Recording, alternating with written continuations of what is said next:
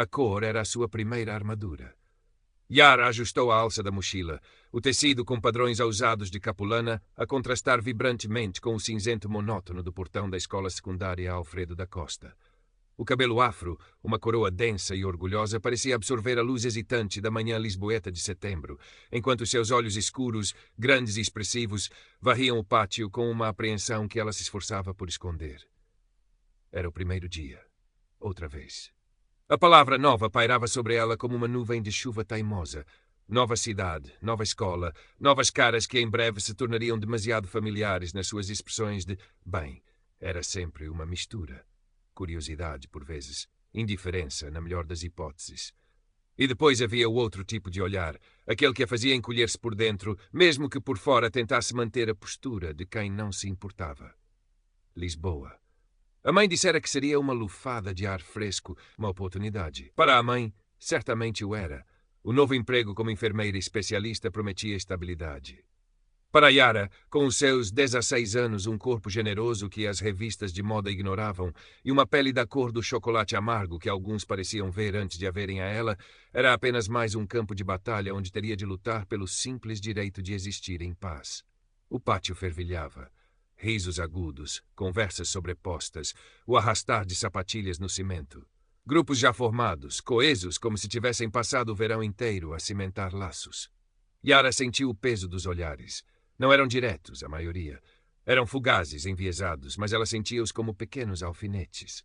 O seu volume, a sua cor, o seu cabelo, tudo parecia gritar diferente, naquele mar de calças de ganga justas, tops curtos e cabelos lisos ou ondulados de forma estudada. Localizou a secretaria com um suspiro silencioso e dirigiu-se para lá. A mochila parecia cada vez mais pesada. Depois de receber o horário e um mapa rudimentar da escola, encontrou a sua sala. Ao entrar, as conversas diminuíram por um instante, uma pausa quase imperceptível antes de serem retomadas, um pouco mais baixas. Sentou-se numa das carteiras vagas mais ao fundo, perto da janela, e retirou o seu caderno de capa dura e um lápis. O caderno era o seu escudo, o seu refúgio. Nas suas páginas, podia controlar o mundo, desenhar a realidade como a via ou como gostaria que ela fosse. Foi então que a viu. Impossível não a ver. Bianca. Era assim que as outras raparigas a chamavam, num tom que misturava admiração e uma ponta de receio. Loira, com longos cabelos que caíam em ondas perfeitas sobre os ombros, esguia como um junco, vestida com um conjunto que parecia saído de uma montra cara da Avenida da Liberdade. Os seus olhos azuis, frios e calculistas, percorreram Yara de alto a baixo, demorando-se uma fração de segundo a mais no seu corpo, no seu cabelo. Um leve arquear da sobrancelha, um sorriso mínimo e desdenhoso nos lábios pintados de rosa pálido. Yara desviou o olhar, o estômago a contrair-se. Já conhecia aquele tipo, a rainha da colmeia, e instintivamente soube que tinha acabado de ser marcada. Sofia e Miguel, os seus acólitos, sentados perto dela, seguiram a direção do seu olhar e soltaram risinhos abafados. A primeira aula passou numa névoa. Yara tentou concentrar-se, mas a imagem do sorriso de Bianca persistia. No intervalo, a cantina foi um teste de fogo. O barulho era ensurdecedor, as mesas apinhadas. Procurou um canto discreto, mas parecia não haver nenhum. Finalmente, avistou uma mesa mais vazia, com apenas uma rapariga de óculos de massa e ar concentrado a ler um livro. Quando Yara se aproximou, a rapariga levantou os olhos surpreendida, mas deu um pequeno sorriso. "Posso?" perguntou Yara. A rapariga acenou. Mal tinha pousado o tabuleiro quando ouviu uma voz arrastada atrás de si. Olha o que temos aqui. Carne fresca e muita." Era Bianca, ladeada por Sofia e Miguel. O comentário sobre muita carne foi dito com uma entoação que fez o sangue de Yara ferver, mas ela manteve-se de costas, fingindo não ouvir. "Não tens olhos na cara, sua gorda?" insistiu Bianca, desta vez mais alto, o suficiente para que algumas cabeças se virassem. Sofia riu, um som agudo e desagradável. Yara apertou os punhos debaixo da mesa. A rapariga dos óculos olhou para ela com uma expressão de desconforto e pena. Yara respirou fundo. Não ia dar-lhes o gostinho. Contou até 10, lentamente. "Acho que te enganaste na mesa, Bianca", disse uma voz surpreendentemente firme. Era a rapariga dos óculos. "Esta está ocupada." Bianca fuzilou-a com o olhar. "E tu quem és, advogada das causas perdidas?" "Sou a Joana, e esta é a Yara, e estamos a tentar almoçar em paz." Bianca soltou uma risada forçada. "Que ternurento. Bem, aproveitem a vossa..." Não te engasgues, querida, disse, dirigindo-se a Yara com um piscar de olho venenoso antes de se afastar, o seu séquito a reboque, deixando um rastro de perfume enjoativo e tensão. Yara olhou para Joana, surpreendida e grata. Obrigada. Joana encolheu os ombros, mas sorriu. Não ligues. Ela é assim com toda a gente que não lhe engraxa as botas. Sou a Joana, já agora. Yara, repetiu, sentindo um pequeno nó de emoção na garganta. Talvez Lisboa não fosse apenas mais um campo de batalha. Talvez, só talvez, pudesse encontrar um aliado. Nos dias e semanas que se seguiram, Yara tentou seguir a estratégia de sempre. Cabeça baixa, invisibilidade máxima. Funcionava até certo ponto. Evitava os lugares onde Bianca e o seu grupo costumavam estar, comia rapidamente, passava os intervalos na biblioteca ou a desenhar no seu caderno num banco isolado do pátio. A sua arte era o seu escape. As páginas enchiam-se de rostos expressivos, de figuras contorcidas pela dor ou pela raiva, de padrões africanos intrincados que lhe lembravam a força e a beleza da sua herança. Desenhava Bianca como uma rainha de gelo com um coração minúsculo, rodeada por figuras sem rosto. Desenhava-se a si mesma, por vezes como uma sombra, outras como uma guerreira com uma armadura feita de cores vibrantes. Joana tornou-se uma presença constante e bem-vinda. Era curiosa, faladora e tinha um sentido de justiça apurado. Não compreendia totalmente a profundidade do preconceito que Yara enfrentava, o racismo subtil nos olhares, a gordofobia implícita nos comentários sobre saúde e boas escolhas, mas estava disposta a ouvir e a aprender. Não percebo essa gente, dizia Joana, franzindo o nariz. Qual é o problema de seres como és? És inteligente, divertida e desenhas que te fartas. O talento de Yara não passou despercebido ao professor Mateus, o professor de História da Arte. Era um homem calmo, na casa dos 50, com uns óculos de aros finos e um entusiasmo contagiante pela sua disciplina. Um dia, ao passar pela carteira de Yara, viu um dos seus esboços. Isto é seu, Yara? Perguntou, a voz suave. Yara corou e tentou esconder o caderno, mas ele insistiu gentilmente. Folheou algumas páginas, os olhos a brilhar. Você tem um talento notável, uma capacidade de transmitir emoção muito poderosa. Yara murmurou um agradecimento, embaraçada. Já pensou em explorar temas como identidade, representação? A arte africana, por exemplo, que vejo que a inspira. Tem uma riqueza imensa. A arte sempre foi uma forma de resistência, disse ele, olhando-a nos olhos. Os artistas mais poderosos são aqueles que têm algo a dizer sobre o mundo, que desafiam as narrativas dominantes. As palavras do professor Mateus ecoaram em Yara. Resistência. Desafiar. Seria possível. A atenção positiva do professor Mateus e a amizade crescente com Joana pareciam, paradoxalmente, alimentar a hostilidade de Bianca. Talvez fosse o facto de Yara, a gorda esquisita, estar a receber um tipo de reconhecimento que Bianca, com toda a sua popularidade superficial, não conseguia obter. O bullying tornou-se mais insidioso. Começaram a circular boatos sobre Yara, fotografias dela tiradas dissimuladamente e partilhadas em grupos de WhatsApp com legendas cruéis. Um dia, Yara descobriu um perfil falso numa rede social, usando uma das suas fotografias e publicando comentários autodepreciativos. O choque foi brutal. Sentiu-se violada, exposta.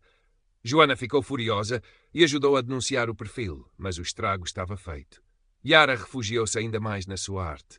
Os seus desenhos tornaram-se mais sombrios, mais zangados, mas por entre a dor começou a surgir uma nova determinação. As palavras do professor Mateus voltavam-lhe à mente. Resistência. Começou a desenhar não apenas para si, mas com uma intenção diferente. Caricaturas sociais subtis, onde figuras esbeltas e pálidas adoravam ídolos vazios, enquanto figuras volumosas e coloridas eram retratadas com dignidade e força. Joana foi a primeira a ver esta nova fase. Uau, Yara! Isto é poderoso. Devias mostrar isto a alguém. A quem? Respondeu Yara com um encolher de ombros. Quem é que quereria ver isto? Um dia, na aula de História da Arte, o professor Mateus falava sobre a forma como os artistas marginalizados usavam a sua obra para reivindicar o seu espaço e contar as suas próprias histórias. Enquanto falava, olhava frequentemente para Yara. No final da aula, chamou-a. Yara, a escola vai organizar uma exposição de talentos no final do semestre. O tema é Vozes da Nossa Geração. Gostaria muito que participasse. Yara sentiu um arrepio. Expor o seu trabalho, a sua alma, para todos verem, para Bianca ridicularizar. Eu não sei, professor. Pense nisso, disse ele suavemente. Às vezes, a maior coragem não é esconder-se, mas mostrar-se, exatamente como se é. A sua voz é importante, Yara. A ideia da exposição assustava, mas também a intrigava. Seria uma forma de responder, de lutar, sem usar os punhos, sem descer ao nível deles. Seria a sua forma de resistência. Falou com Joana, que apoiou com entusiasmo. Tens de o fazer, Yara. Mostra a essa gente do que és capaz. Ainda assim, a dúvida corroía. E se fosse um desastre? E se só piorasse as coisas? Numa tarde particularmente cinzenta, enquanto vagueava pelas ruas da Baixa Pombalina, absorvendo a melancolia dos edifícios antigos, Yara parou em frente a uma montra de uma pequena galeria de arte. Expostas estavam obras de um artista angolano desconhecido, pinturas vibrantes que celebravam a cultura e a resiliência do seu povo. Sentiu uma ligação imediata, uma faísca de inspiração. Nessa mesma semana, algo inesperado aconteceu. Durante o intervalo, Yara estava sentada num banco mais afastado, a desenhar, quando ouviu vozes alteradas vindas de perto do bar da escola. Reconheceu a voz estridente de Bianca. Espreitou e viu Bianca a discutir acaloradamente ao telemóvel, o rosto vermelho e os olhos brilhantes de lágrimas contidas. Eu não posso, mãe. Já estou no limite. Achas que é fácil ser sempre perfeita? Nunca nada é suficiente para ti. A voz dela quebrou num soluço antes de desligar bruscamente e se afastar a passos rápidos, limpando as lágrimas com fúria. Yara ficou paralisada. Bianca. A Bianca impecável, a rainha da escola, a chorar por causa da pressão da mãe para ser perfeita, era uma faceta que nunca imaginara. Por um momento sentiu uma ponta de... Não era bem compaixão, mas uma espécie de reconhecimento da fragilidade humana, mesmo em alguém que lhe causara tanta dor. A perfeição de Bianca era, afinal, uma gaiola dourada. Aquilo não desculpava o seu comportamento, mas humanizava de uma forma perturbadora. Talvez a sua crueldade fosse um escudo para as suas próprias batalhas secretas. Aquele vislumbre da vulnerabilidade de Bianca, estranhamente, deu a Yara a coragem que lhe faltava. Se até a perfeita Bianca tinha as suas lutas, então talvez não houvesse vergonha nenhuma em mostrar as suas. Decidiu que ia participar na exposição. Durante as semanas seguintes, Yara mergulhou no seu projeto. Não seria apenas um desenho, mas uma pequena série. 3 telas de tamanho médio. A primeira, em tons escuros e cinzentos, retratava uma figura encurralada por sombras com olhos julgadores, o seu corpo fragmentado, quase a desaparecer. A segunda explodia em cores vibrantes. A mesma figura, agora mais definida, adornada com padrões africanos, o cabelo afro como uma auréola, enfrentando os olhares com uma expressão desafiadora. A terceira era uma composição mais abstrata, uma celebração da diversidade de formas, cores e texturas, com a frase "A beleza está em todas as vozes, subtilmente integrada". Trabalhava à noite, no seu pequeno quarto, a música a fluir dos auscultadores, a mãe a espreitar de vez em quando com um sorriso orgulhoso e preocupado. O processo era intenso, por vezes doloroso, ao revisitar as suas feridas, mas também incrivelmente libertador. Cada pincelada, cada traço era um ato de reivindicação. Chegou o dia da exposição. O ginásio da escola fora transformado numa galeria improvisada. Painéis exibiam desenhos, pinturas, fotografias, poemas. Havia um burburinho de excitação no ar.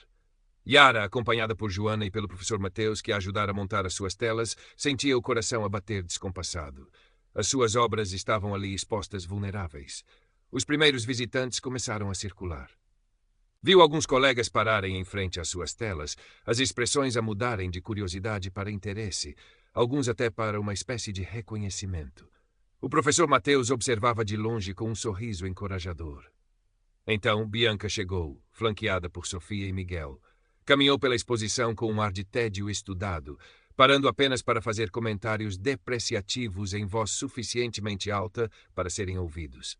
Ao chegar às obras de Yara, parou. Um sorriso de escárnio formou-se nos seus lábios. "Oh, que profundo", disse ela, a voz a pingar sarcasmo. "Alguém anda a precisar de muita atenção, não acham? Tão deprimente. E estas cores todas? Um bocado exagerado, não?" Sofia e Miguel riram em concordância. Yara sentiu o sangue fugir-lhe do rosto. Era isto, a humilhação pública que temera.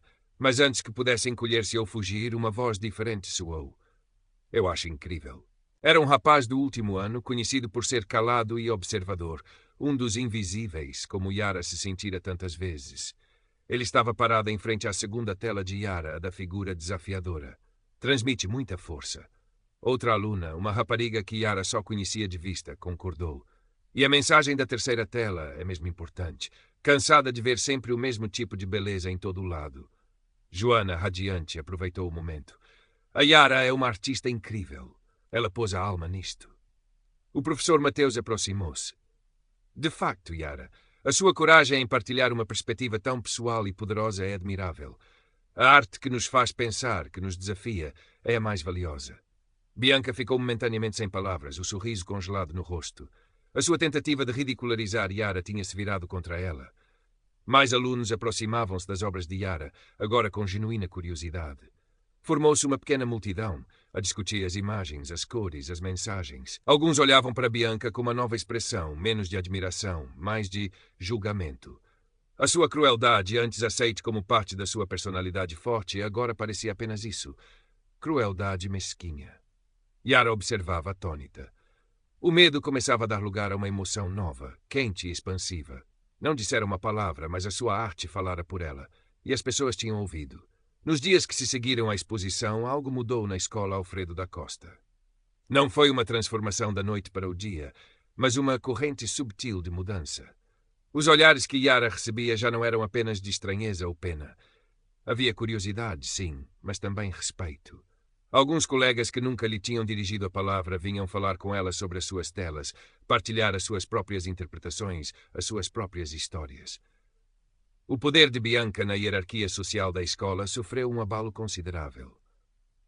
Os seus comentários maldosos já não eram recebidos com risinhos cúmplices, mas com silêncios constrangedores ou mesmo olhares de reprovação. Sofia e Miguel começaram a distanciar-se dela, talvez farejando a mudança nos ventos sociais. Houve mesmo um rumor de que a direção da escola, alertada por vários professores e alunos após a exposição, tinha tido uma conversa séria com Bianca e os seus pais sobre o seu comportamento. Yara não se tornou a rapariga mais popular da escola. Não era isso que queria. Mas encontrou algo muito mais valioso. Um sentido de pertença, de ser vista e ouvida por quem ela era, não apenas pela sua aparência. A sua amizade com Joana aprofundou-se, tornaram-se inseparáveis, partilhando segredos, sonhos e gargalhadas. O professor Mateus continuou a ser um mentor e um incentivador, sugerindo-lhe que começasse a preparar um portfólio para se candidatar à Faculdade de Belas Artes. A ideia, antes um sonho distante e impossível, começou a parecer real. Ela continuou a desenhar, a pintar. A sua arte tornou-se a sua voz, a sua arma, a sua celebração. As cores nos seus trabalhos eram ainda mais vibrantes, as mensagens mais assertivas. Descobriu outros alunos com paixões semelhantes, formaram um pequeno clube de arte informal, onde partilhavam ideias e se apoiavam mutuamente.